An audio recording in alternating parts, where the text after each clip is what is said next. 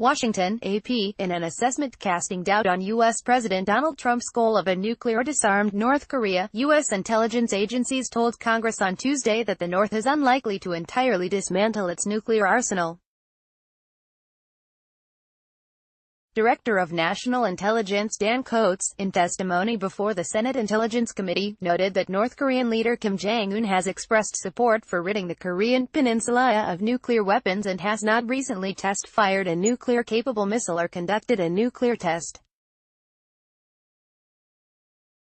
Having said that, we currently assess that North Korea will seek to retain its WMD, weapons of mass destruction, capabilities and is unlikely to completely give up its nuclear weapons and production capability because its leaders ultimately view nuclear weapons as critical to regime survival, Coates said in an opening statement. Get the Times of Israel's daily edition by email and never miss our top stories. Free sign up. This skepticism about North Korea is consistent with the intelligence agency's views over many years and runs counter to Trump's assertion after his 2018 Singapore summit with Kim that North Korea no longer poses a nuclear threat. Plans for a follow-up summit are in the works but no agenda, venue or date have been announced. In the meantime, U.S. intelligence agencies are observing activity that is inconsistent with full denuclearization, Coates said, without giving details. Map shows missile ranges of North Korea's arsenal. AP. More broadly, the intelligence report on which Coates and the heads of other intelligence agencies based their testimony predicted that security threats to the United States and its allies this year will expand and diversify, driven in part by China and Russia. It says Moscow and Beijing are more aligned than at any other point since the mid-1950s and their global influence is rising. The report also said the Islamic State group remains a terrorist and insurgent threat inside Iraq, where the government faces an increasingly disenchanted public.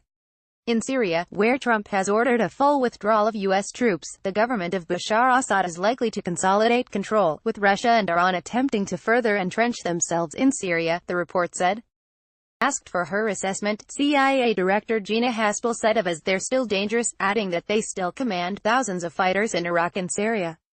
The intelligence assessment of Afghanistan, more than 17 years into a conflict that began after the 9/11 attacks on the U.S., projected a continued military stalemate.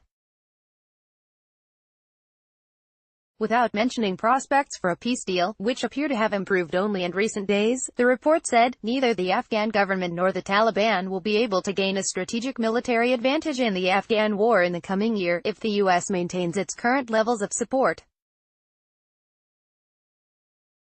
Trump has ordered a partial pullback of U.S. forces this year, although no firm plan is in place.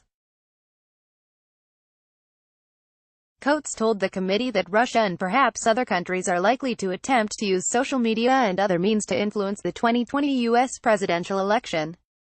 We expect our adversaries and strategic competitors to refine their capabilities and add new tactics as they learn from each other's experiences, suggesting the threat landscape could look very different in 2020 and future elections, the intelligence report said. The report specifically warned about Russia, which U.S. intelligence agencies determined had interfered in the 2016 election to sway voters toward Trump. Russia's social media efforts will continue to focus on aggravating social and racial tensions, undermining trust in authorities, and criticizing perceived anti-Russia politicians, it said. Moscow may employ additional influence toolkits, such as spreading disinformation, conducting hack and leak operations, or manipulating data, in a more targeted fashion to influence U.S. policy, actions, and elections. The intelligence assessment, which is provided annually to Congress, made no mention of a crisis at the U.S.-Mexico border, which Trump has asserted as the basis for his demand that Congress finance a border wall. The report predicted additional U.S.-bound migration from El Salvador, Guatemala and Honduras, with migrants preferring to travel in caravans in hopes of a safer journey. Less